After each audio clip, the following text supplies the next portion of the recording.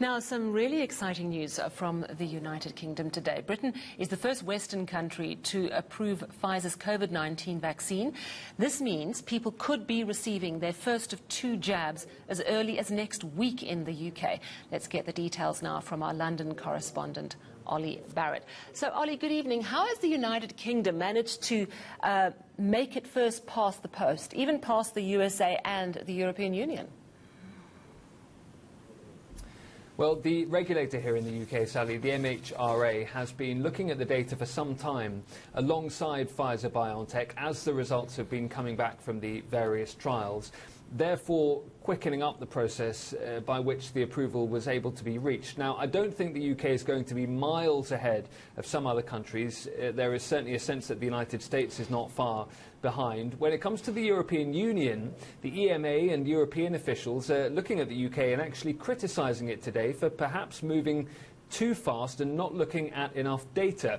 That idea is certainly being frowned at here in Britain. The regulators here say they've been through all the usual safety processes and protocols. They've found this vaccine to be effective and safe, and they say that everything that they have gone through has been rigorous, as it always would be, and they've only approved the vaccine because they believe it to be safe. But certainly what it does mean is that the vaccine can be delivered to the UK and in use very soon indeed. 800,000 doses of the vaccine have been tested in a batch this very morning and are now en route to the UK and could well be injected into people's arms as early as Monday or Tuesday next week. I mean, that's remarkably quick.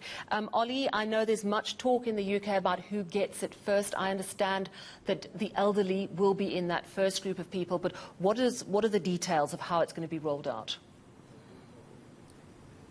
That's right. The details have been released today by the committee advising the government on who should get the vaccine first. And you're quite right. It really is the most vulnerable, the elderly and care home residents right at the top of the list. And then you really go down the age brackets. If you're 80 plus, you come towards the top along with healthcare workers. Then it's the over 70s. And then the vaccine filters down in this first phase to people who are over 50. So people in their 30s and 40s are unlikely to be seeing this vaccine anytime soon, but the idea certainly is to get the vaccine into people who work in the healthcare system and then those people who are most vulnerable either because of their age or because of other clinical reasons. Now, we know that it takes about, I think, 70% or so of the population to be vaccinated before we've got what is known as herd immunity.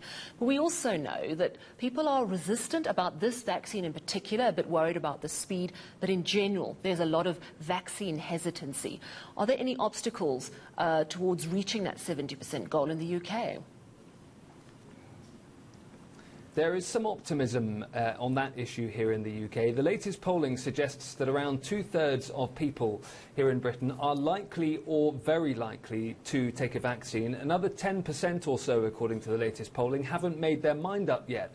Now, if the government and health officials can convince that wavering 10% to get on board, then we're up around 80% or so for the UK. Certainly, therefore, a campaign is now going to be launched to try and convince as many people as possible to take the vaccine when it is offered to them, and other vaccines that come along as well. We've also been hearing today the Health Secretary, Matt Hancock, saying he'd be perfectly willing to go on live television and take this vaccine. Boris Johnson, the Prime Minister, is saying that he would consider doing that too. They want to avoid the idea or the appearance that they're jumping the queue in any way, but certainly there is going to be that effort to convince as many people as possible. Here in the UK, actually, trust in vaccines is higher than in many other European countries. So I think there is confidence among officials here that actually they will be able to convince many people to take the jab and get it up to this jab and other jabs and get the population up to the point where the virus has simply got nowhere to go. This Pfizer-BioNTech jab, as you say, it'll be available in the UK as early as next week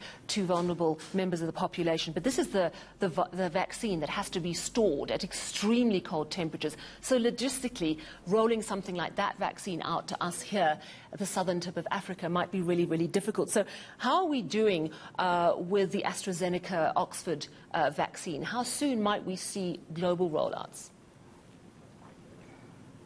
I think there is a real hope that that vaccine may also win approval before the end of the year here in the UK. And as you say, that would be much easier to roll out globally. And certainly Gavi, COVAX, supported by the United Kingdom and the World Health Organization, are trying to ensure that there are enough doses for the Oxford vaccine and others to be deployed around the world.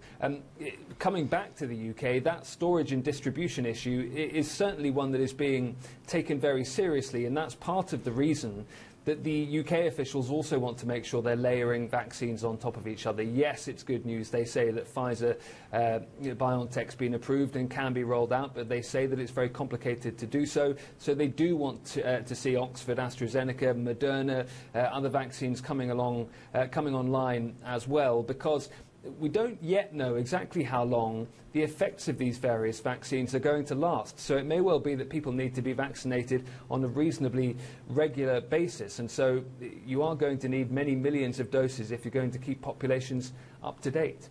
Thank you so much, Olly Barratt, coming to us live from London.